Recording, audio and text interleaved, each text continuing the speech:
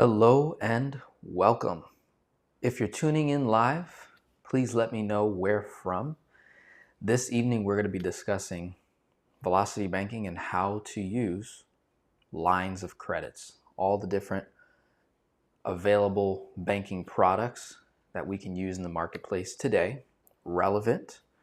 I'm going to give you the steps, the tools, the resources, the rules that you can properly implement this concept, that we could take the necessary steps to have success in your personal finances, eliminate debt, increase cash flow, reduce expenses, build your credit, and access capital efficiently with a good spirit of being a great steward. So with that being said, if you're here, we got Michael in the house in Cleveland. What I'd like to do, so I want this to be interactive. I want this to be relevant to those that are here present. If you are not practicing the velocity banking concept, you're brand new to it, or you're in the process of finding a bank that offers the line of credit that you're looking for, whether it's a specific kind of credit card, a personal line of credit, a business line of credit, or a home equity line of credit in the first or second position. What I'd like you to do is put your state and city, county, area that you live in, and I'm going to take a few people and I'm going to literally do the research with you. We're going to qualify the banks. I'm going to have you ask the question. So once I've qualified the bank in your specific area, we give you the videos to watch, the questions to ask, right? You'll go and do the homework, but at least you'll have that first stage complete. You'll have the confidence knowing that, oh, wait a minute, there are these banks that exist. I just have to do a little more digging, right? I just got to do a little more research. I have to read between the lines. I have to see what am I exactly looking for. Is it as simple as just go find a HELOC? Or is there more steps that we should take to improve the strategy overall?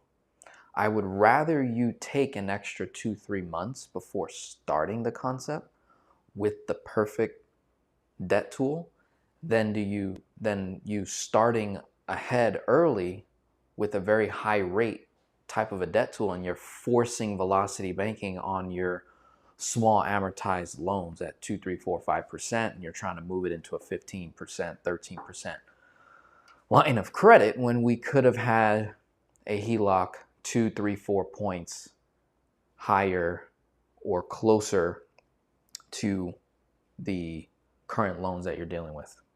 So with that being said, let me see who's in the house. We got Glenn, San Francisco, Kimberly, Houston, South Carolina, Cleveland, Ohio, HELOC. I like the right there. So I'm going to take Michael. He was first to comment. You will be my first scenario, okay? I'm going to give you an example. Like, this is like picture perfect. This is picture perfect is what occurs with my clients. I don't know about anyone else, but picture perfect is what I shoot for with my clients. I let them know all the vulnerabilities at stake, all the risk, so that we know what can potentially come in our direction. And we're looking for the perfect scenario that suits just exactly what we're looking to accomplish, right? So let's start there. Take it to the whiteboard here. 4 major numbers on the board. Here's an example. Person making $13,500 a month. We have expenses at $11,500. This $11,500 accounts for everything. Cost of living, all debt payments, annual payments, right? Unexpected, miscellaneous, giving, tithing, saving, investing, all of it's included in the 11.5. 13.5 is what we net.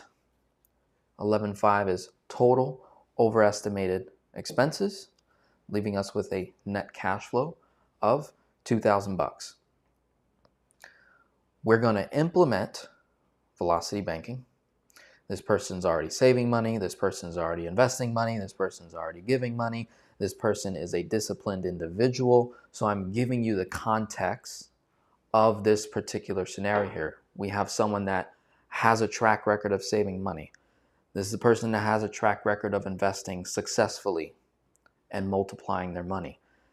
This is a track record of someone that has an extensive career, long-term career in the same position, highly disciplined in their craft. This is a person that has discipline when it comes to spending money, their cost of living. They manage their money. So velocity banking is an add-on. Okay, there's many risk factors that just got eliminated when I give you that context. If you don't have that initial discipline coming into this particular strategy and you watch videos like mine and others and think that this is going to be so easy as some may claim, and then come to find out you're struggling. You're seeing people have success on the YouTubes and you're seeing the case studies, but many people are struggling. On this channel, I primarily run a financial clinic. I help those that are struggling with velocity banking. I help those that have spent thousands of dollars with gurus and coaches and programs. I help those one-to-one that are in negative cash flow situations, paycheck to paycheck.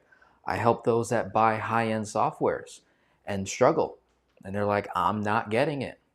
This is where coaching is so powerful, the one-to-one accountability, the discussions back and forth, right? The conversations, the breakthroughs, the awareness that we get to have. This is key stuff if we want to implement this strategic complex strategy for success. I'm sure you would agree. I'm sure you would agree. So that's the context of the individual and their numbers. 800,000 of debt, okay? Leverage rules, very important. You need to know the leverage rules. You have to know what your leverage capacity is. So there are leverage rules and there is your personal leverage capacity. I can tell you with full confidence my leverage capacity to carry debt as of today in 2024 as a 28-year-old male, young guy, engaged myself. The max amount of debt I'm willing to put myself in is $630,000. Everyone in the room here has a debt threshold, or what I like to call a leverage capacity, the amount of debt that you're willing to carry in your life to achieve a particular result at a particular time and place. So you may be carrying or servicing debts on your business, in your personal life, cars, student loans, your mortgage, right? But there comes a time where you have the cars, you have the student loans on you, on wife, and then kids. And then you start racking up the credit cards, and then you start racking up a personal loan here or there. And then you borrow from mom or dad, and then you have a mortgage, and then you get a second mortgage. All of a sudden you start experiencing a high level of stress, anxiety. Your performance goes down because you've hit your leverage capacity. And you got there unknowingly, and now you're experiencing all this stress, pain, and worry, and doubt, and fear. But had you had the rules and known what your capacity was, we're able to go right up to it, bring it down. Go right up, bring it down. So that when we're getting close and an amazing, irresistible offer on the internet pops up, you have the discipline to say no, even if it's a 500% rate of return guaranteed, like those exist, right? Even when the guru says, guaranteed not to lose your money, once in a lifetime opportunity, get in now, it is going away, you're going to have the discipline to say no because you're approaching your what? Your leverage capacity, your leverage threshold, right? Now, if you're all the way down here, 100,000 in debt, and your leverage capacity is 630, we have a nice gap. The question then becomes, how much? Here's where the rules come in, okay? So, in any situation at any point in time, whether you're debt-free or whether you're fully in debt, fully leveraged up to your ears. These are the leverage rules that I have followed for the last 6 years working with my clients that have proven success over and over and over again. It is picture perfect. So I take the individual's cash flow times 12, right? What is their monthly cash flow per month, conservative, times 12. So I'm underestimating, leaving room for buffer. As you can see, there's a round numbers. I round it up, actually round down, round up, come to a $2,000 cash flow, 2 times 12, we're at 24,000 bucks. We have a home equity line of credit, 150,000. Okay. 4.99% intro rate for the first 6 months. 150,000 is the max credit limit on their main debt tool. So this is their main debt tool. Got it? 150,000 times 2/3 is $99,000. So what these two numbers just gave us is our chunk range. Whether we are investing or paying off debt. It's going to be one of the two. Either we're borrowing a chunk of money to invest because we don't have the capital saved, or we're borrowing a chunk of money to eliminate a debt to increase cash flow. One provides a guarantee, the other is not. Has a risk, but a higher return, ideally. So, this chunk range simply says, hey, Denzel, if you're making $13,500 a month and you're spending $11,500 and you have $2,000 left over and you chunk $24,000 toward an investment or debt payoff, you are essentially putting 12 months of future cash flow at risk. Now, me personally, I like to stay within the range of leveraging 12 months of future cash flow. I don't like to go too much higher than that. If I do, I need to have a valid reason. Why am I doing that in the first place? Let's say we're going to pay off debt. And here is the debt.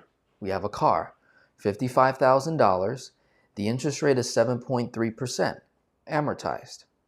The payment is $920. Okay. If I were to recapture this $920 by making a chunk of 55 grand, which is within my what? Chunk range. It is no more than 2/3 leveraged on my home equity line of credit, and it's no less than 12 months of future cash flow. It is above 12 months of future cash flow. What did I just do? $55,000 divided by 2,000. What did I do? I just put 27.5 months of future cash flow at risk.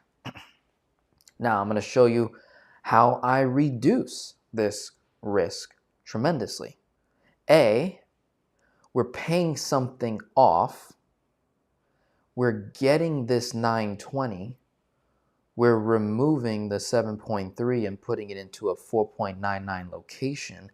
And technically speaking, I haven't lost the 27.5 months of future cash flow because I used the bank's money first.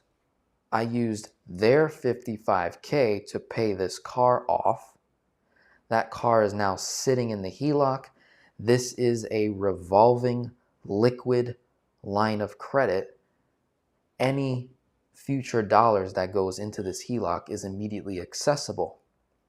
So it's as if I did not put 27 and a half months of future cash flow at risk. But I still like to illustrate that to the clients to show them what is happening. Show them what is occurring right now. What is happening? So let's say we did that. So we now have $55,000 owed on the HELOC at 4.99%, right?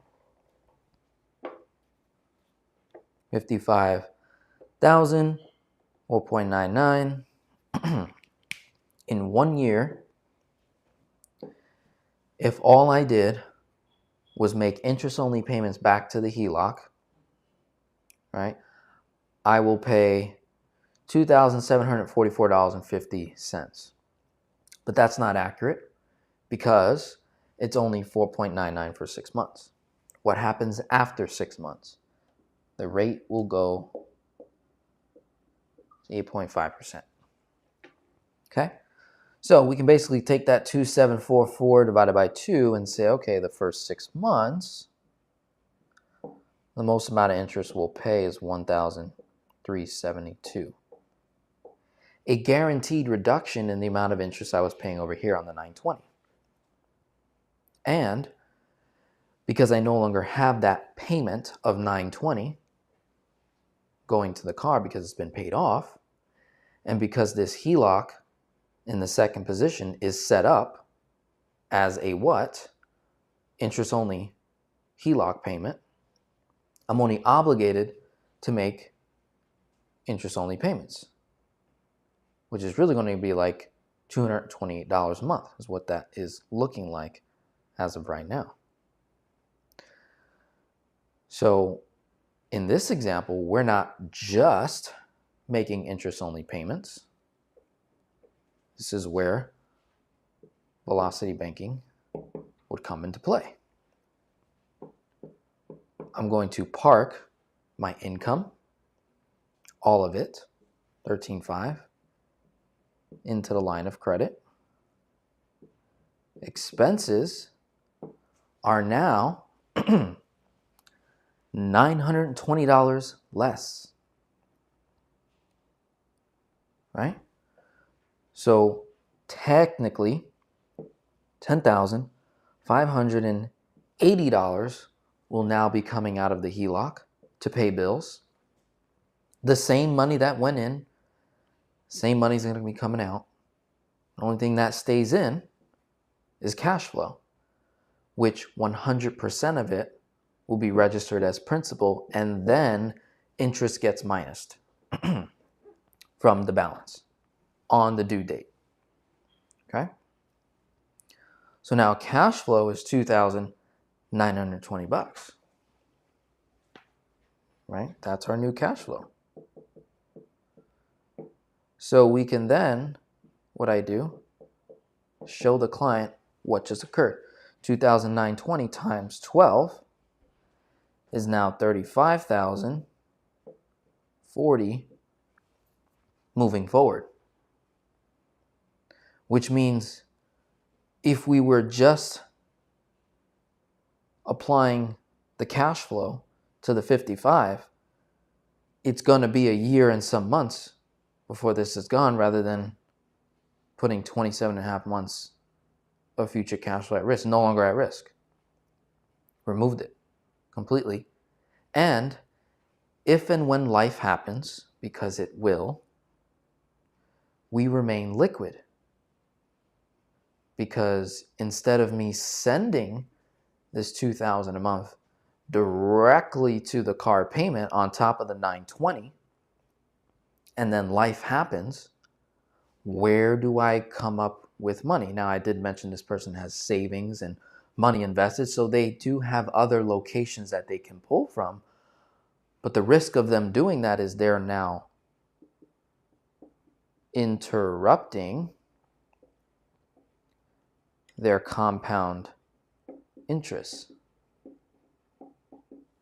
they're interrupting compound interest on their investments. If they were to borrow from their investments to handle a unexpected life expense, it might be more costly to pull from somewhere else than to pull from their HELOC to handle that unexpected expense. But now I'm not done here. There are 3 other tools that we've put in place to put parameters and protections on our strategy here of just simply eliminating this car and creating $920 in cash flow. In addition to our main debt tool being this HELOC at 4.99%, it's a simple debt consolidation move. Boom, boom.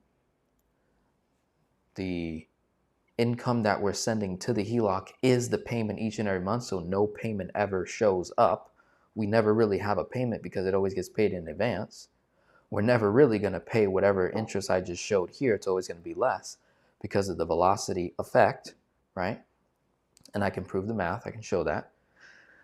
Then we have a credit card with a big bank, 0% for 21 months on purchases. Within this 11,500, we've identified $5,000 worth of expenses that we're paying on a monthly basis, right? That we could move from paying monthly to annual, right? $5,000 a month. And to kind of make things simple here and not itemize every single expense, what we discovered was that if we can switch from paying all of these monthly expenses and pay them in full on an annual basis, right? We can cherry pick certain expenses within the 5K, right? Then we would save on average 10% or more. So I'm going to round down and just say 10% on the bill itself from going from monthly to annual, right? So the question becomes, well, I don't have the money to pay for the expense upfront annually. So therefore, instead of borrowing from a HELOC at 4.99%, we can borrow at 0% for 21 months, which simply buys time. And once we've itemized those specific expenses, that if we switch from monthly to annual, it's a savings on the expense itself. And then we park that in a card that has 0% on purchases, and there's a statement credit of $300. That also reduces the total expenses that we're choosing to switch from monthly to annual. So this particular credit card, $20K. Same rule, 20,000 times 2/3, 13,200. In this particular case, it's going to be about $15,000 worth of expenses, all totaled up for, instead of spacing it out for the whole year, right? Paying it monthly, we're going to bring it all together in 1 year. The number was like 15 grand. So we're going slightly above 66%. And the reason why we're breaking our rule, violating our rule, is to achieve a particular result that would benefit us. So notice how these rules are standards. What helps us justify go against the rule is dependent on what the gain is. If the gain would put us back under 66% leverage within that 12-month period, I'm okay with going a little bit higher. And also the type of person that I'm dealing with, right? So $15,000, when you break that down, that's technically from the $5,000, it was like $1,250, right, of bills that get paid up for the whole year. And so it was $15K. Now, the number was technically higher, but with the savings of roughly 10% or more, brings it down. All right, so I'm just going to write 10% savings, brings it down to 15 grand. Then we're getting a $300 statement when we spend $3,000 or more within the first 90 days. And we've identified bills that are part of this person's lifestyle. We are not buying Prada shoes. We are not buying Mac and Mac. We are not buying Birkin bags. We are not buying Hugo Boss, Calvin Klein. We are not shopping randomly to get to the 3K. We're literally running life expenses that we know are going to occur in our life. That's a parameter. So if we rely on that and not just figure out how we can spend $3,000, no. We're not trying to add expenses into the life. We're trying to remove expenses and increase cash flow temporarily. So 15 grand and then minus 300. So technically that cost of living got reduced to 14.7, right?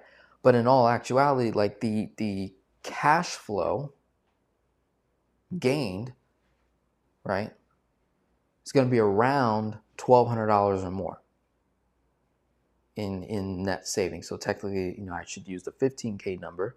I really should have used a higher number, but I'm going to keep underestimating here.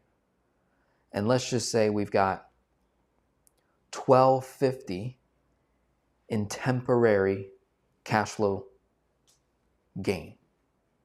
So $1,250, which would mean moving forward for the time being, 10,580 minus 1,250. So technically, 9,330 expenses coming out of the HELOC because I just removed 12 months worth of bills. That is part of my lifestyle. This doesn't mean I go and add 12 new types of bills to my lifestyle. That's not what this means. Again, discipline, order. Very, very important. I hope you're with me so far. So we gained $1,250 temporarily. We saved 10% plus 300 back. And if you want to sweeten the pie even more, 2% cash back rewards on the $15,000 spent. So you get another $450. Right? 15,000 times 2%. 300, sorry. Get another $300. And the savings just keeps racking in. So I won't even account for that. Right? Let's say the balance is now $14,700 on this second debt tool that we're using. And they're going to charge us 1% of the balance for 21 months. So our expenses will go up $147. So 9,930 plus 147. We're just going to set automatic payments for 21 months on that card. We sit and forget. That's it. That card is done. We need to have the discipline to not touch that. We already did the move. We got the win. Let's secure the win. 9,477 is now our new expense number. What's our cash flow now? 13.5 minus 9,477. Now I'm at 4,023 times 12, 48. Getting close to that 55, aren't I? I'm real close now. Watch this. From the 5,000, we identified 1,250 in a year. So 1250, boom, bomb, right? That's done. We're going to take 3750 from the 5, and we're just going to consistently run it on this card, on this big bank credit card for 21 months, right? We have an option here. Either A, we simply use the same method, like let's say we use the same credit limit, 66%. So this credit card has a credit limit of 15 grand times 2/3 is 9,900. So let's just say, right, this credit card, 15K credit limit, 66%, 9,900 divided by 3750 for literally only 2.5 months, right? For just 2.5 months, you run 3750 on that card. And let's say that's our food, gas, miscellaneous, home expense, house products, bathroom products, that sort of thing. Consistent stuff. Stuff that's already in our lives, not new stuff. Consistent stuff that's already in our lives to cover our lifestyle. Let's say we just did 2.5 months and stopped. Right? This, again, these are parameters. You could break these, and this is where risk would occur. But it's good to know. Now, if you did that, you temporarily increase cash flow by $3,750, right? For just those 2.5 months. Gives you a nice boost in the line of credit itself. And then again, once you hit 99, then you have a monthly payment of 99, $100, let's say, and you just stop and you just pay that for 21 months. Done. Right? That's your second. That's one way of using it. The second way is every single month you run as many bills as you can on that card and then you pay it back in full. But because there's a 0% offer on there for 21 months, you could leverage that. So some people get 2 and 3 and 4 and 5 cards. This is where leverage capacity must come into play. This is why when I'm working with a rookie, brand new, just getting in the mix of it, usually it's 1 HELOC, 1 credit card is how I start them off. And once we build some discipline and I see that they have the diligence, the steward to keep these things at play and not abuse them, the moment you abuse these tools, it abuses you back in the form of interest, and it's going to hurt, right? Because you're going to plan for something and I'm telling you life will happen, and then it messes you up. When we account for life happening, the 66% that we leverage in here, the 66 we leverage in here, the 66 we leverage in there, right? What's left? 33%, 33%, 33%. All that gap is accounting for life. On top of the person having savings and investments, before even having to dip into those things, we have small cushions here that we've built in, right? And finally, we have this last card at a small bank, a credit card at a small bank with a 0% on balance transfers, purchases for just 12 months and a 0 balance transfer fee. So literally costs you nothing to move the money. Okay? Again, this is the picture perfect scenario. This is what I always look for. This is what I'm always trying to build with clients, so that we can get optimal success, plan for risk, get the results that we need, right? The way that we can use this last card is if there's another debt that they also wanted to get rid of that you can get a head start on, and that's called double chunking. So you can kind of double dip. So you can chunk out of the HELOC. We chunked at expenses, although I didn't really count it as a chunk. And then you would chunk from a credit card at a small bank credit union on 0%, 12 months, 0 balance transfer fee, so it doesn't cost you anything to turn credit into cash, and you pay something else off. Or we can simply sit on it. We don't have to use it right away. This could also be a buffer. We can declare this a buffer tool for when life happens. I can pull from this card and cover that unexpected life expense, and it doesn't interrupt my velocity strategy. Okay? So let's do velocity banking now on this. We have this HELOC at 4.99%. We want to pay off this car as quickly as quickly as possible, right? Now, in the first 6 months, we want to really utilize that 4.99, which is why we moved the whole 7.3 in the 4.99. But what's going to happen is it's going to jump up to 8.5. 8.5 is more than 7.3.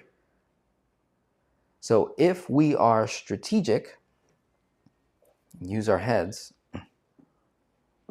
where this tool could come into place is 6 months from now. Whatever's left owed on here, we move it into the credit union credit card. Didn't cost us a dime, and you are truly at 7.3. You move to 4.9. 4.9, you move to 0. Cost you nothing, right? Isn't that powerful? So let's see what this would look like. Let's say we did the move with the card, so cash flow went up, and for just 2 months, we're going to run $37.50 on that card, and that's going to be $37.50 more in cash flow for just 2 months. So we got minus $37.50. So 9,477 minus $37.50. So we're looking at 5,727. Look how much cash flow I just created in this example here. It went from 2, now we're in the multiple thousands of dollars. Again, disclaimer, disclosure, full transparency, temporary cash flow gain, because we're temporarily trying to speed up this particular debt removal, trying to make a play here. Right? In order for the play to be successful, everyone needs to know their positions and not get out of hand and not go out of bounds. It's important. So let's run it for just 2 months. See where the balance goes down to. On this small credit union credit card, we have a $12K limit. Right? $12K. And mind you, costs you nothing to move. At $37.50, I'm going to just overestimate here, and I'm going to just declare a $100 payment. So I'm going to make it $58.27. Right. So at $58.27 accounts for the monthly payment on this card, the monthly minimum payment on that card, and removal of the car, right? All that good stuff. Let's say that all occurred in the first month. Let's say all that occurred in the first month. I'll be even more conservative. I'll say in the second month it all got completed. So for the first month, say it was a slight little delay. 13.5 went in. So balance goes down. 41.5. Expenses out. 10.580. We're at 52.80. Let's do our daily interest costs. $7.11 there on 41.5. 4.9%. We're at 5.67. I never spend a day owing 55. So I'll just run between these two, 5.67 plus 7.11, bam, 5 by 2, bam. We're looking at 191.75 or less in the first month. 52.08 plus 191.75. 1 month, 52,271.75. Okay, cool. Now, for the next 2 months, we did this, right? We're gonna now account for that second card coming in. The first card, we're gonna account for that as well, $1,250. So now we're gonna show minus $13,500. So we're at 38. 771 in, then expenses out, 5,827. We're at 44,598.75. With me? Comment below that you're with me. It's making sense. Did I lose you? Let me recap. I feel like I lost somebody. 1 month in, our first move, we took $55K out, paid off the car. That's a win. You move 7.3 to 4.99, but it's only for 6 months. It's going to jump to 8.5. We want to secure the win, right? So we're going to do velocity banking now. We're not just going to make interest-only payments or monthly payments of $2,000 plus the $920. No, we're going to do all our income. So income went in, 13.5, expenses out, 10.580. With interest, ended around 52,271.75. Second month, I'm now incorporating spending $15,000 on this credit card, of which we got $300 back in credit, 10% in savings. There's now a cash flow gain and a monthly minimum payment of around $147, which we accounted for right there. In the second month, I'm also going to run $3,750 worth of bills that can be paid on a card. And I'm going to earn 2% on that $3,750. And I'm going to have a monthly payment somewhere around $100 after 2.5 months in. Okay? So we're going to do $3,750 twice. Technically, we would have done it almost 3 times, right? But being conservative, when you factor all that in, $3,750, $1,250, all this cash flow gain, technically now what's coming out of the home equity line of credit is only $5,827. So expenses, income went in the second month. It brought the balance down. Not all at once. This is just illustrating what it should ideally look like. Expenses came out. We're at 44,598.75 times 4.99%. So this is $6 a day. 38,771.75.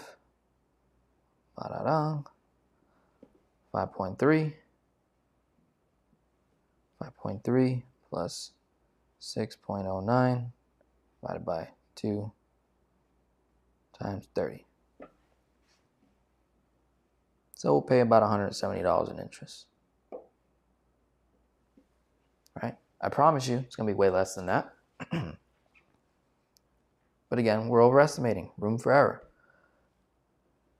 Let me just double check my math. Plus 5,827. See that? Income went in, expenses out. This is the end of what? Month 2. Month 2 equals 44,598.75 plus 170.85 cents. We're at 44,769.60. See how fast this is going? Let's do it again. Minus income, expenses out, we're at 37.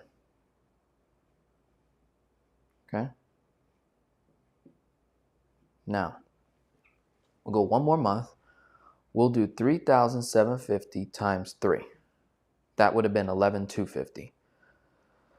3,750 times 2. $7,500. So in month 2, we did it once. We ran $3,750 on the car.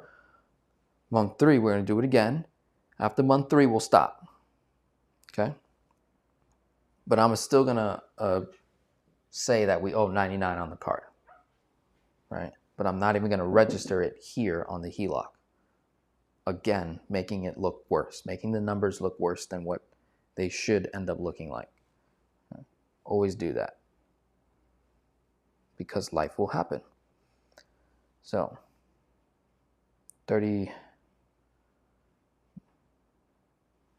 44, there we go. Yeah, 44, 769, 60 minus 13.5.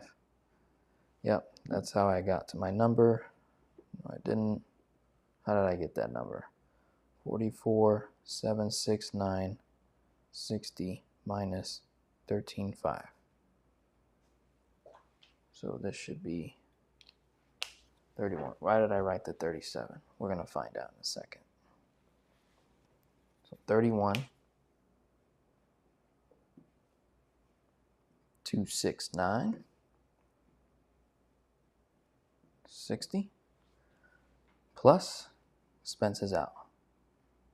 That's how I got the number. Okay? Boom. We went from 191 to 170, so I'll just take another 20 bucks off and say 150. So with interest, 37, 246. Boom. Okay, now we're going to stop. Cash flow is going to decrease by $37.50 now. Okay?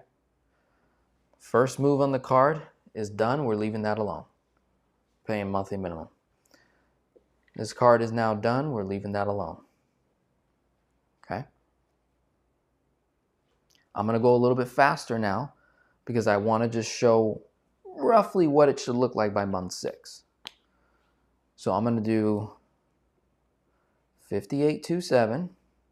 I'm going to add $37.50 back into the equation because this is assuming now that I'm running bills on this card, but I'm paying $37.50 each and every month out of the HELOC. So I'm not going to keep increasing the balance on the card, even though I have a $15,000 credit limit on there and I could keep going for a couple more months until it maxes out. That would be over leveraging. We're not going to abuse, right? We're just going to simply stop. And then when it's time to pay the card, we're just paying $37.50 each time plus the monthly payment. So now we're looking at $9,577 is our new expense. This was month 3. Month 4, our expense is now $95.77 for 4, 5, and 6. All right. So let's show that. 37, 246 minus income plus expenses. End of month 4, we're at $33,323.60. Let's go to 5. Income in. Expenses out. This is where I'm going a little fast. I'm obviously skipping math. Oh shoot, did that wrong. 33,323 minus plus 9,577. Okay. 29,400. So this was 4, right? End of month 3. This is 4. This is 5th month. Now we'll end off at month 6 minus income plus expenses. Okay, obviously I am skipping math on purpose. Just showing you roughly where we should be at. We should be somewhere around $25,477.60 owed in month 6. Month 6, what happens? My intro rate expires, I go to 8.5%. To secure the win even further, since we didn't use this card, this credit union card, we didn't use it, and now we're going to activate it. Okay? Now, sometimes credit cards will say you need to use the offer within the first 90 days. Sometimes they do that. Sometimes they extend it if you ask, right? So in this example, let's say we got approved for the card shortly, somewhere in between this time frame, and the offer is still there. Everything's good. We have a $12,000 credit limit. What could we do to secure the win even further? Pay even less interest than if you were to keep it over here on the car loan, paying extra payments. What we could do is turn credit into cash. Do a convenience check that will register as a balance transfer for 12 months of, you could say, $12,000. This could be a good example of abusing the rule of leverage. Costs you nothing. That's a win. We still have space in this card. We still have space in this card. We have plenty of space in the HELOC, so you can justify it, right? So if you wanted to do it safe, $12K, you'd make a chunk of $8K. In this example, it doesn't cost me any more to go the extra 4. Let's say we stripped 12,000 out of 25. So 25, 477, 60 minus 12,000. So now we're going to owe in month 7, 13,477.60. Look how it lines up perfectly with their income. Every month moving forward, their interest cost is going to be so nominal. We're talking pennies on the dollar in terms of what they'll pay in interest moving forward. And then the monthly payment on that credit card, 1% of the balance, can be $120. So their cash flow decreases by another 120. So 9,577 plus 120. So month 7 and onward, expenses 9,697, 13,500 minus 9,697, 3,803. Okay, so we're rocking at 3,803 cash flow. HELOC's going to be to 0. Now, instead of waiting to go to 0, they have a $150,000 credit limit. 66% of that is $99,000 at 3,803 temporary cash flow times 12 is 45. Could we potentially knock off another debt? Do we have to wait to hit 0 on the HELOC before making our next chunk, knowing what our chunk range is? We would say yes if there's an opportunity and it makes sense. In this particular case, there's another car, right? Another car at 6% with like $22,000 owed on it and a payment of like $480. So you could totally make the argument, okay, yeah, instead of 6% over here, $480, let me move that 22 right over here. Even though I'm at 8.5, 8.5 is not going to be 8.5 in net interest costs. It'll be way less than 6% with their cash flow. Doing velocity banking, we have all this time frame before this 21 months expires. Here's what happens. After 21 months of doing all this, right before, month 19, month 20, we could go get more credit cards, right? And just restart the process. But that involves discipline to really make this happen and keep it steady and keep discipline with it. So that's a whole case study on proper usage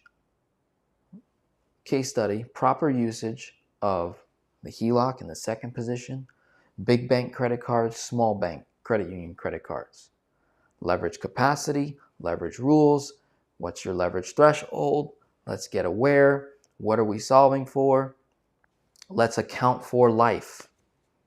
Life's going to happen. In this example, let's say life happened, a $10,000 expenditure occurred.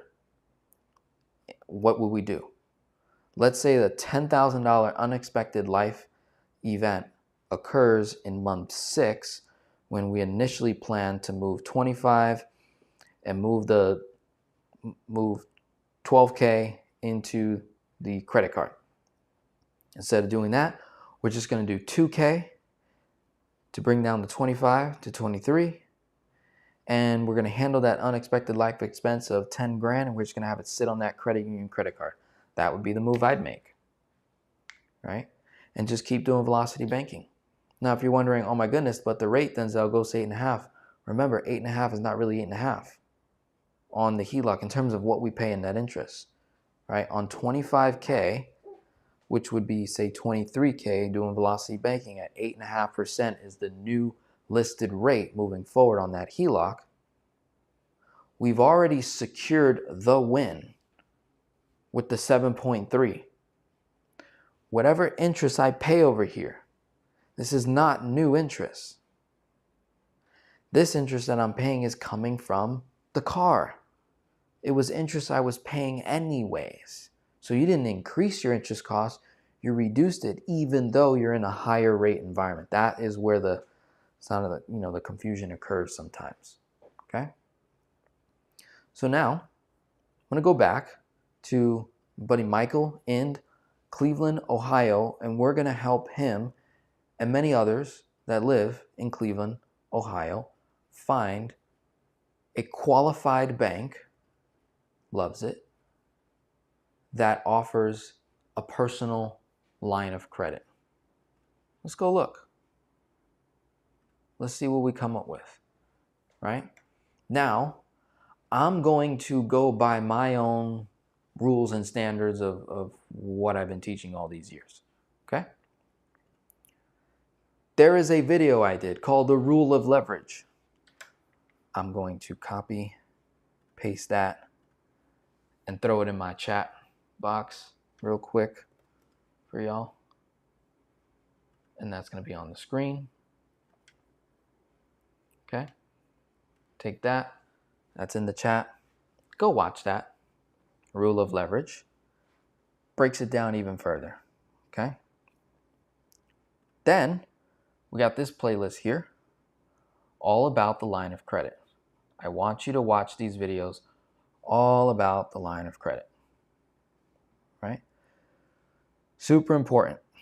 Now, there's a video in here called How to Find the Right Line of Credit in 2024. Right? Actually, it clicked on the wrong one. Let me go back.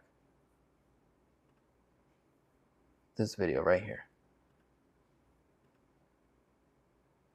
Okay? Looking crazy. But we're going to go to the whiteboard real quick. Here are the 6 steps. So I'm going to go by what I've said in the past in my own videos. And we're going to start with step 1. Google credit unions in your state. Michael gave me Cleveland, Ohio. That's the state, city. I type credit unions in Cleveland, Ohio. And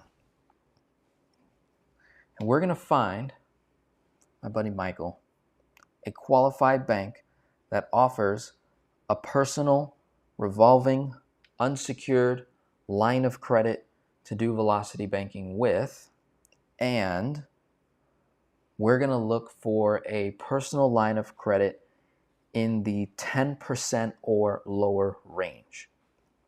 Many of you settle for 13 and 15 and 16% right now in today's environment, but I'm going to prove to you that with just a little extra research, really anywhere in the United States, we can find lower rates.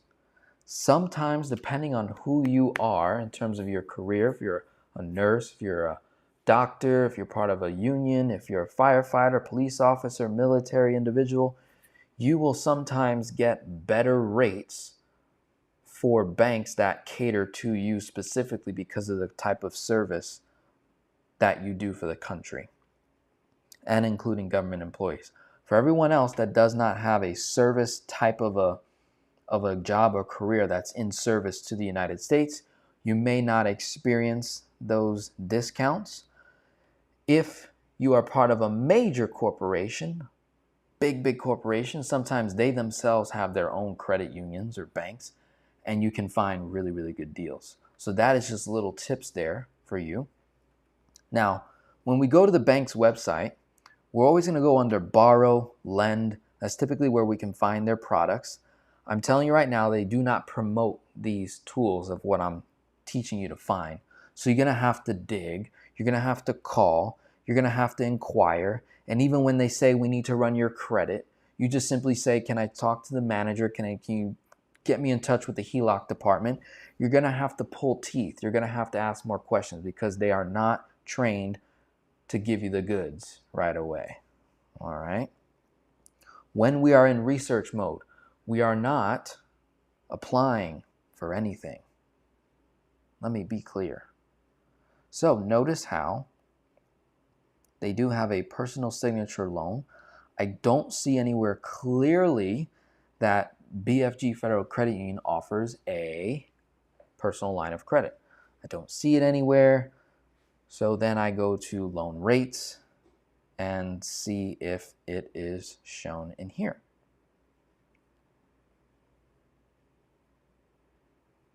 Typically under loan rates is when you can find all of their tools. They have a checking overdraft protection at 15%. That is like a line of credit. But so far in my research, I'm going to declare BFG Federal Credit Union a bust. Okay? Now, for those that are looking at home equity line of credit in Cleveland, Ohio, they do seem to have a home equity line of credit. And look at that rate, 7.99%. Below prime at 8.5%.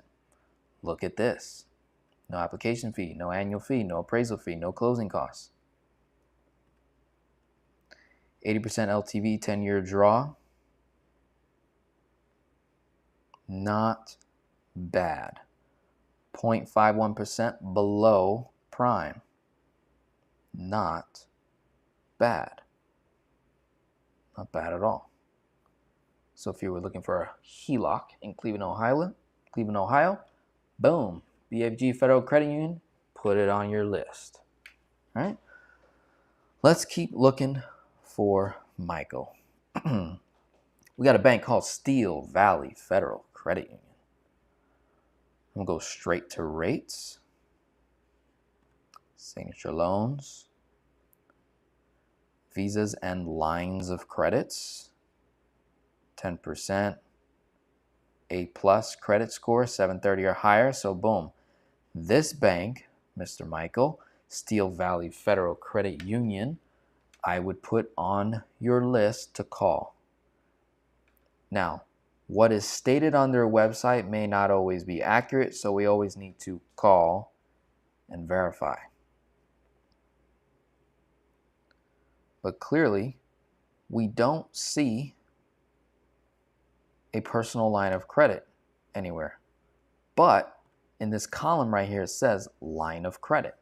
So they might have a personal line of credit at 10% if your credit score is A+ rating, tier 1. Everyone else, this is what they settle for. This is what many of you settle for with your PLOCs and didn't know this existed if you would have just took a couple more months and improve your credit score. And there's ways to do that. So Steel Valley, all right, I'm going to start erasing my board a little bit. And we're going to put a little list together, right? Because what does it say in my steps? One by one, click on bank website, look for borrow tab. And that video was talking about the home equity line of credit. In this video, we're we're doing both, right? We're looking at PLOC. So far we've been Googling. We found Steel Valley, right? They potentially may have a HELOC at 10%.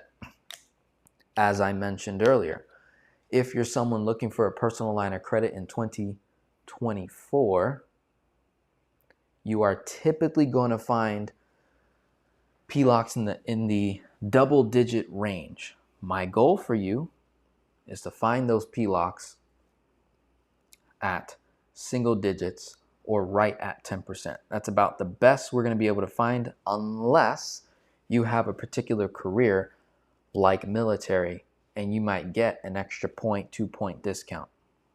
So we're now on Greater Cleveland Community Credit Union.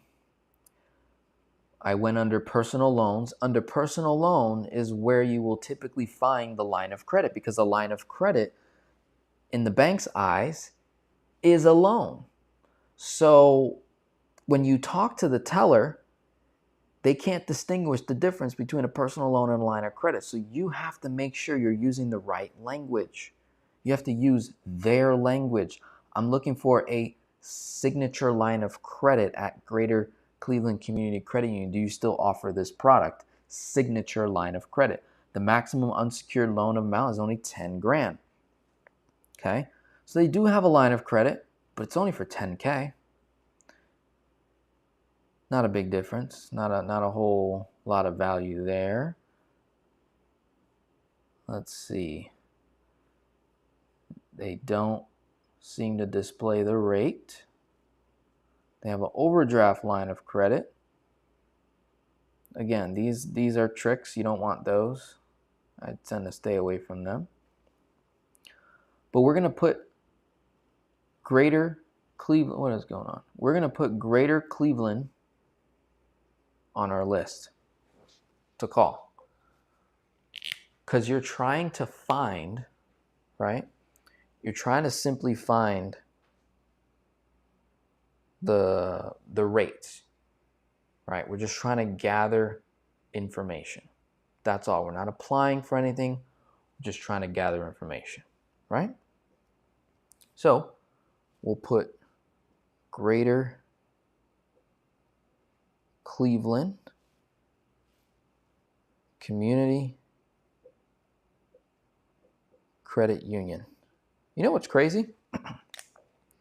Even if you weren't doing velocity banking, working with a local credit union is still extremely valuable in the event you're looking for loans, you're looking to borrow money, like finance a home. Like, I'm telling you, there's so much better options out there as it relates to just being a better borrower, right? So even if you weren't doing velocity banking at all, let's say you're just like, I don't really want to do velocity banking. I'm like, great. Build a relationship with a credit union. That's valuable in and of itself. But that isn't taught too much in the marketplace. So Michael, let me know how you're feeling so far. He added it to the list. Wonderful, wonderful. Let's keep going. Barrett Financial Group. Is that a bank? I don't think this is a bank. Whenever there's like a sponsor, you might want to skip over those. They paid a lot of money to be on page 1 of Google. Chances are their product isn't as good as their marketing. Same with Navy Fed, right? That's the trap. Century Federal Credit Union, let's check them out. Go here, signature loan. That's typically where we will find the line of credit. Boom. Personal line of credit / overdraft protection. Looks like they have credit line up to $35K. Our personal line of credit is a revolving line of credit that operates much like a credit card, allowing you to instantly access cash up to $35,000. You can also use the fund. All right. As low as 11%.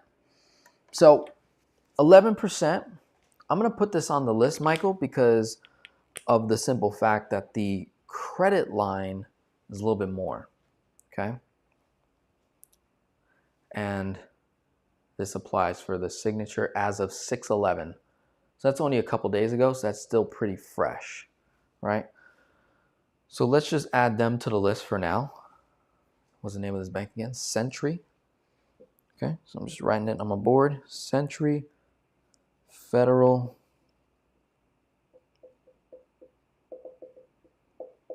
Credit Union. All right. The Ohio Educational Credit Union. Let's check them out. Loans and credit cards. Always going to be on the personal loans. Notice how they never market the personal line of credit. Isn't that insane? Let's look at line of credit. It's always at the bottom. It's so vague. No annual fee. Let's see. Banking. Let's click on rates. Let's see if it shows it.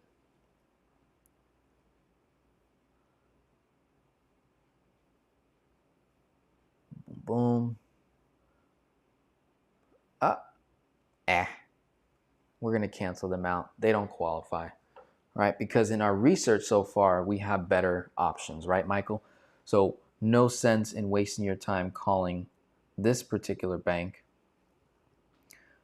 because we already have better options. We have an 11, we have a 10, so we don't need to add a 14 on there. Here we go. Let's assume Michael's a police officer. I'd be willing to bet if Michael was a police officer or is a police officer, I would probably have him looking at banks that cater to him, right? And so I'm going to look. Let's see what they got. They got the HELOC. Cool. But do they have personal loans?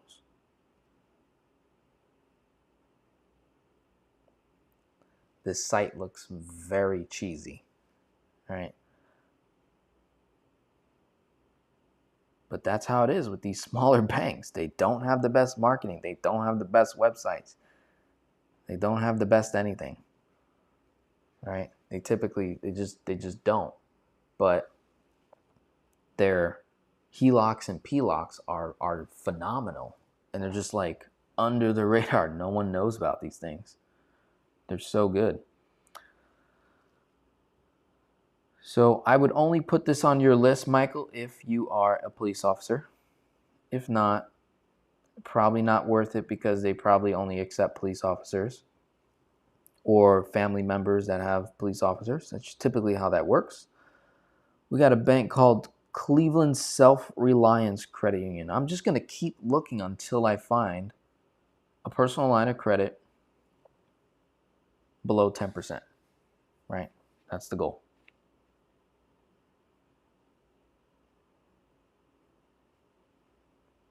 I found you one at 10, but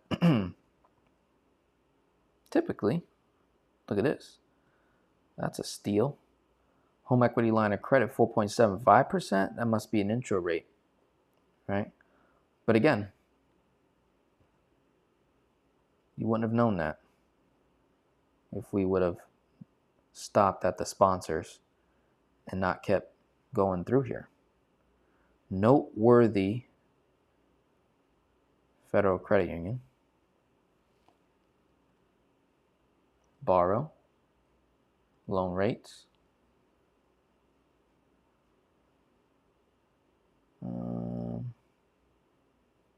Not seeing anything on this bank, so we'll get out of here. Won't waste time. Let's say Michael is a firefighter. So we got Firefighters Community Credit Union. Let's see what they got. Loans. Personal loan.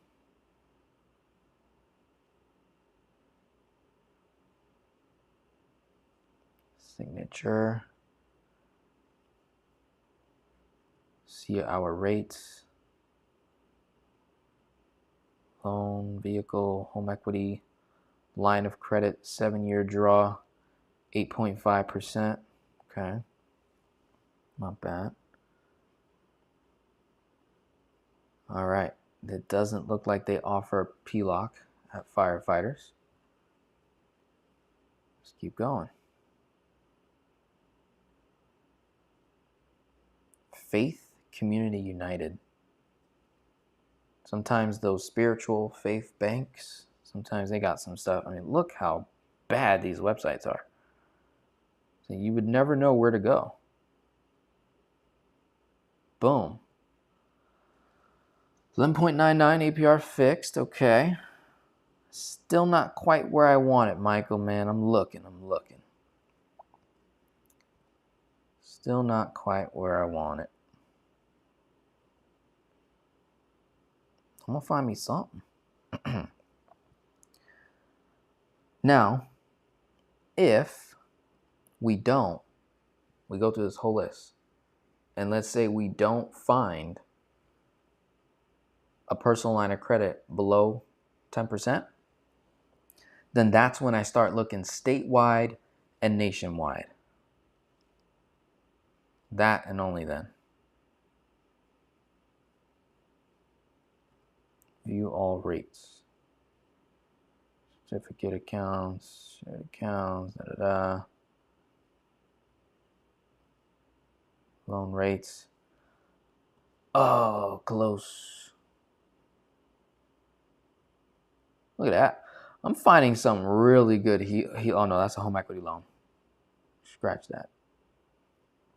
Got ahead of myself. See what happens when you don't read between the lines?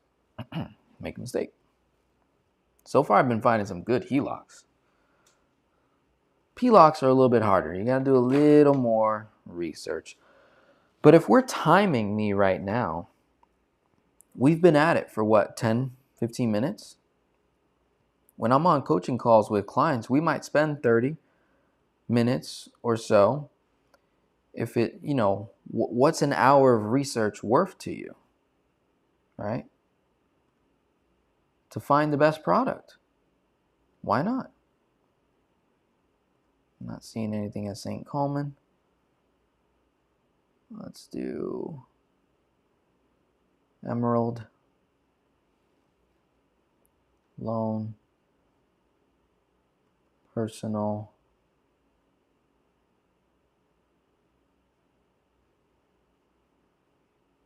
Not seeing line of credit.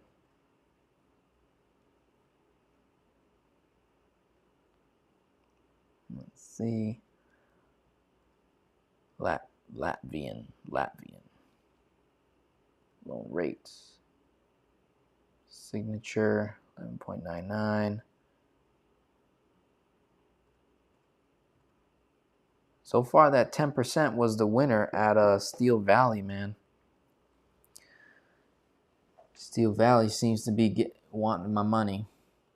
Unity Catholic Federal Credit Union. Let's see what the Catholics are doing. See if they got anything for us.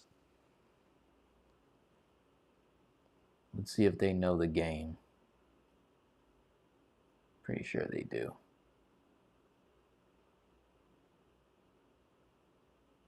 I'm not seeing a HELOC with Catholic, unfortunately. They probably have a HELOC though. Here's what no one ever does. They go to page 2 of Google. Let's go to page 2. Buckeye. I feel lucky with Buckeye. Let's see what Buckeye got. Personal. 10.75. So close. So close.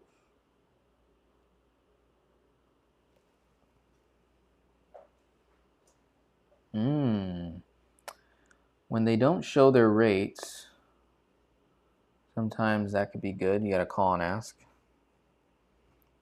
I would put Buckeye on the list. It was 10.75 for their personal loan, but we didn't see if they had a line of credit. Let's look at All Saints. Back to the Catholics. Let's see what's going on. Let's see if they know what's up.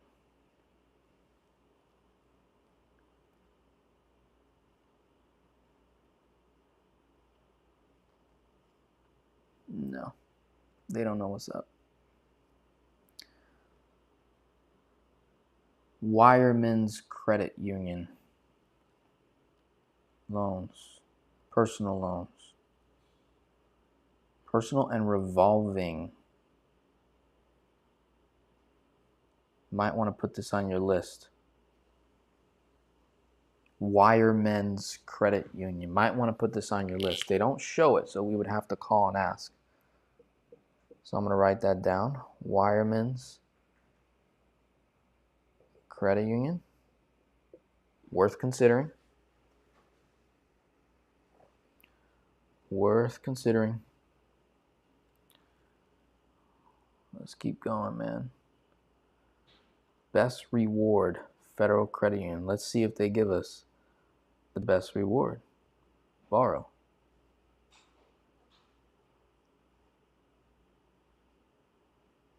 Personal loan.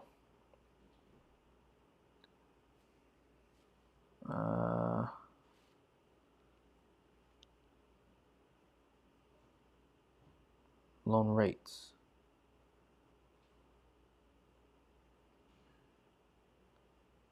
Look at that. Call for details. 13.5%.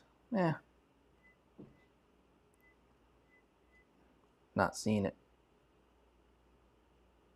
So it seems to be that in Cleveland, Ohio, 10% looks like the lowest. So then here's what I do. I'll look up personal line of credit, personal revolving line of credit below 10% APR.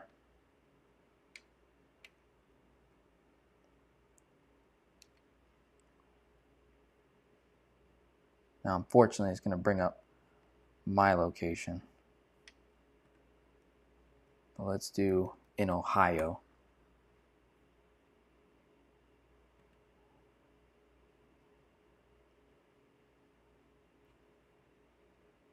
Portridge.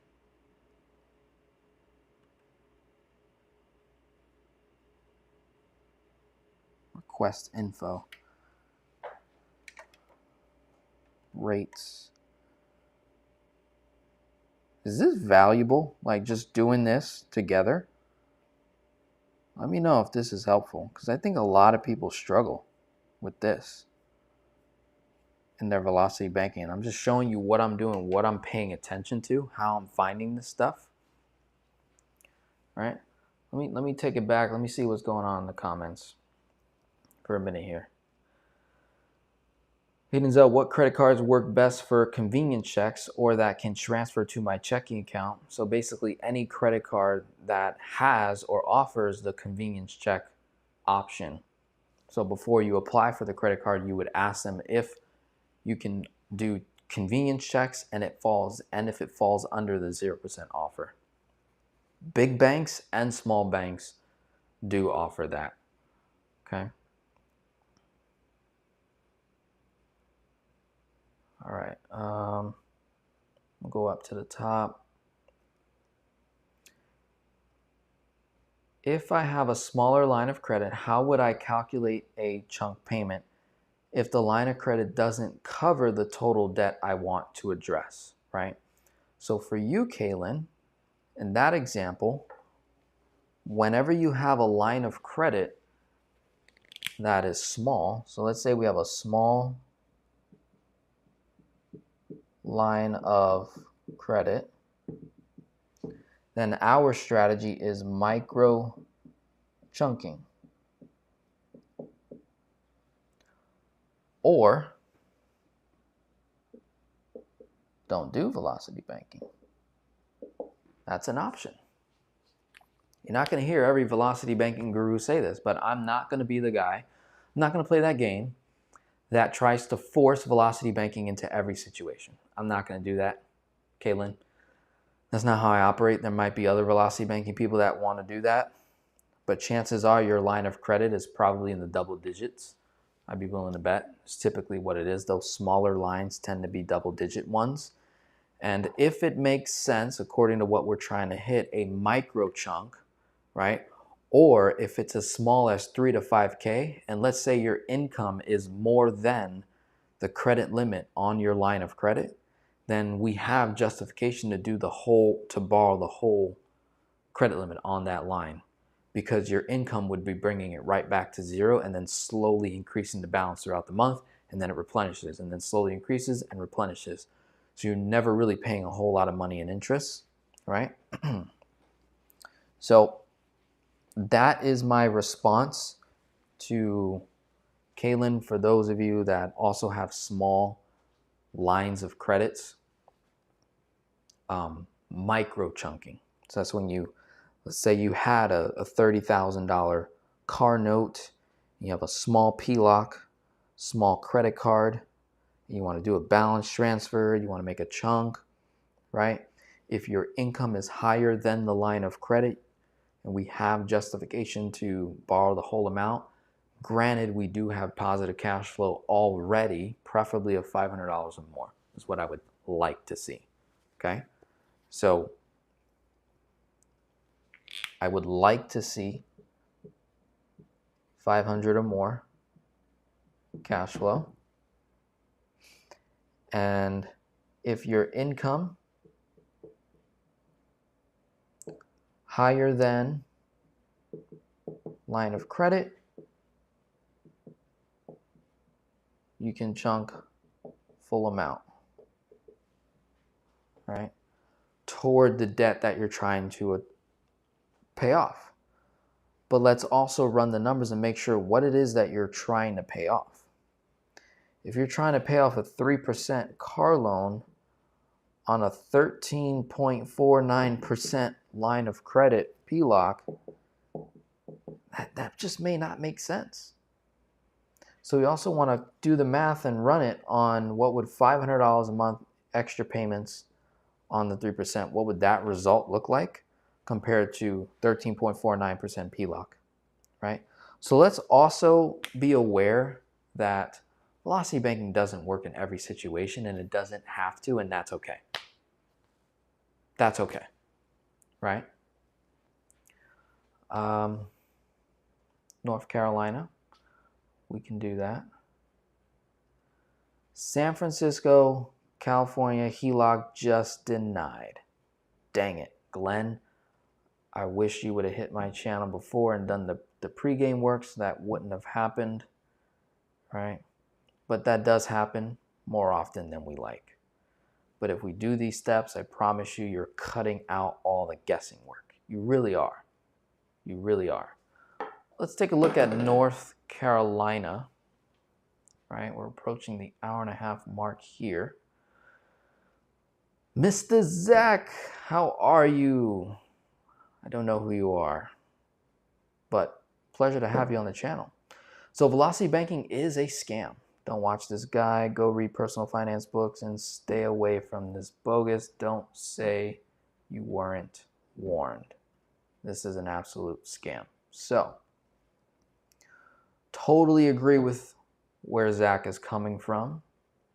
People do get hurt in the velocity banking world, but people also get hurt in traditional finance as well, right? So people get hurt in both lanes. The person that has been saving their money in a bank account, the person that has been investing in their 401k, the person that has been investing in their IRA, the person that has been investing in their Roth IRA and their HSA and bought term life insurance and invested the difference. What's crazy is I still have yet to meet a 59-and-a-half-year-old that retired on time with enough dignity and enough cash flow to cover their lifestyle, their desired lifestyle, right? And they did all of the things in traditional financial education. So what happens is those people, those baby boomers and late millennials and older millennials, are coming to the realization that the traditional financial education is literally not working. So then they go to YouTube, they go to alternative media, and then they find people like me with little to no credibility.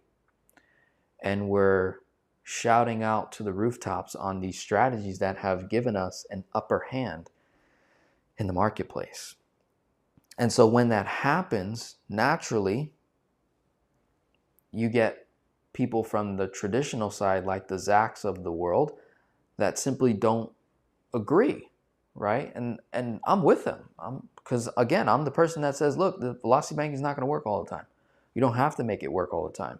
In fact, velocity banking does not have to be in competition with debt snowball or even traditional finance. In fact, velocity banking can be an enhancement.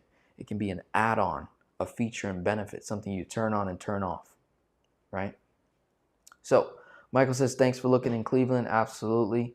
Glad that helped. Okay, we addressed that earlier. Okay, cool. Beautiful. So we'll wrap up. I'm going to go to North Carolina. We'll look at, I don't know if you're still in the house, Misty. You did put North Carolina. I don't know what county you're in, right? And I don't know what line of credit, what type of line of credit you're looking for, but I'm just going to look for banks that offer both. So credit unions in North Carolina. Same standard of measurement. When I hit the bank's website, I'm looking for home equity line of credit. I'm looking for personal loan, and that's where I'll find personal line of credit. So they lend up to 9%, 1% of the principal balance will be your payment. You require property appraisal. All right. They did not display their rates, but let's see if they show it over here at the bottom. Current loan rates. All right.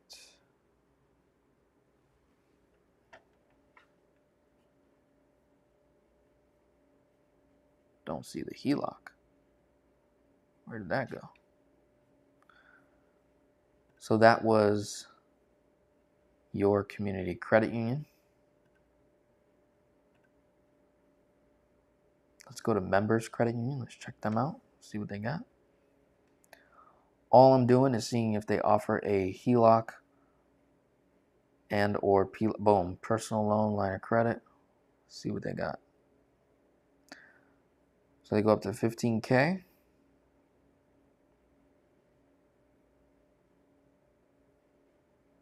So they got PLOCs at 15K, but we don't know what the rate is. I might reveal it here.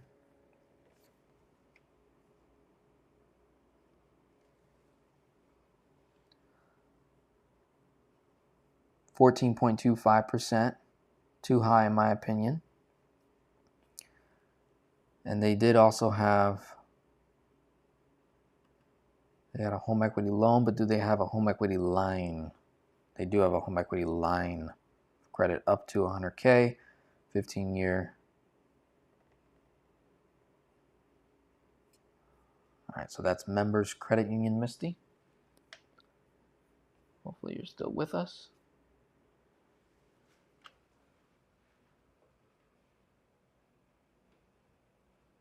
Let's see. Let's go back.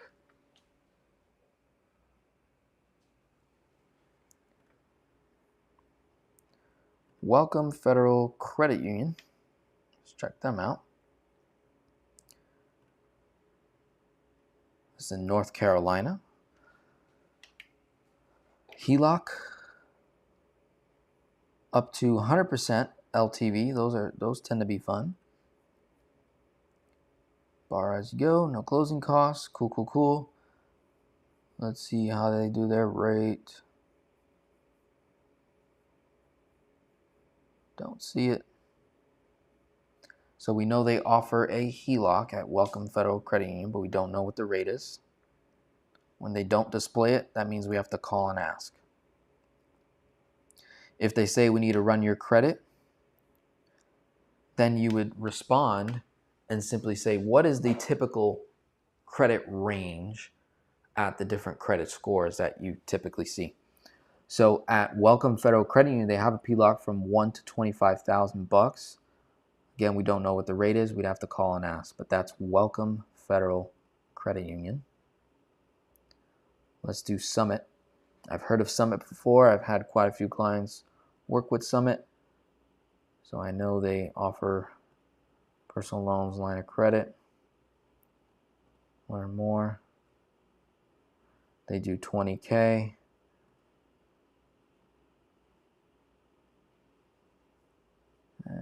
Let's see. Let's look at their home equity line of credit. Let's see what they offer. View rates. So they offer a home equity line of credit, 7.75%. That's attractive, folks. In 2024, that's attractive. That's worth taking a look at if you're in North Carolina. Okay, so that's Summit. Let's go back. Hopefully this is valuable for you, Misty. You're still with us, right? Let's see. Denzel, what are your thoughts on U.S. Bank, Key Bank, PNC, PenFed? Would those even be worth considering? Only if you can beat 10%, Michael. So what you're doing now, Michael, is you're following my advice. So we looked at pretty much the whole area of Cleveland, Ohio, right? And all we found was Steel Valley Credit Union at 10%. So when we are having limited options for what we're looking for, then I say, yeah, go statewide, go federal and nationwide, and we're looking for banks that service Ohio. As long as that bank services the state of Ohio, then we can put that on the list. So if U.S. Bank, Key Bank, PNC, PenFed offer PLOCs, which I know some of them do, I don't know if all of them do, but I know some of them do offer PLOCs. Now it's just a matter of figuring out if their rate is below 10%. Lauren says, I'm almost through paying my loan off. Start at 14 down to 2 to 3. Not bad. Awesome, awesome. Paulie, if you give a man a gun, he can rob a bank. But if you give a man a bank, he can and does rob the whole dang world. Run the numbers, and you can easily see who the real scammer is. I like that. That's a lot of pressure, Paulie. That's a lot of pressure. I think I get where you're going with that, though. That might have been in response to our good, healthy skeptic, Mr. Zach, I think it was. First Carolina People's Credit Union. Let's see what they got. Personal loan, overdraft line of credit,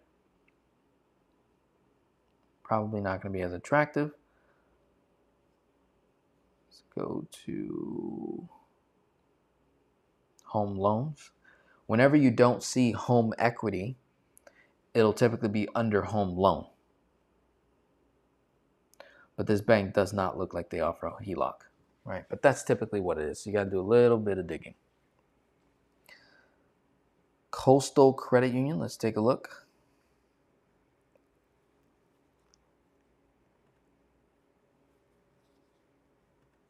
Home equity line of credit. 100% LTV. Ooh, nice. 8.1% up to 250. If you take a minimum draw at 15, you'll enjoy a 0.25% discount. So instead of 8.1, maybe it's 7.85, right? The higher you go on the LTV, the higher the rate is. The lower you go on the LTV, the lower the rate is. That's typically what I will see. So the more equity you have in the home, that's another factor that helps you get lower rates on your HELOC. So always pay attention to that as well. It's a nice little tip there. Okay. So Coastal Credit Union has something. Bragg Mutual Federal Credit Union. Personal loan. Unsecured line of credit. So they do have a PLOC. Let's view their rates. Unsecured, 14%. Ouch. Only up to 10. Not attractive. But do they have a home equity loan? Under home equity loan, let's see if we can find home equity line. I don't see that they have a home equity line, so we'll get out of here. Bragg, can't do it for me. Civic, I've heard of Civic credit. 12%. A little bit better, but eh. And then we're looking for home equity line. As low as 8.5, 15-year draw, up to 250. Not bad. Not bad. 90% LTV. Not too bad. They cover North Carolina, South Carolina, Virginia, and Georgia. Okay.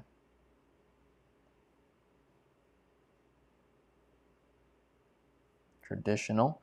So here's another advantage that you will typically see with PLOCs is if you go with the principal and interest payment, you may also see a lower interest rate.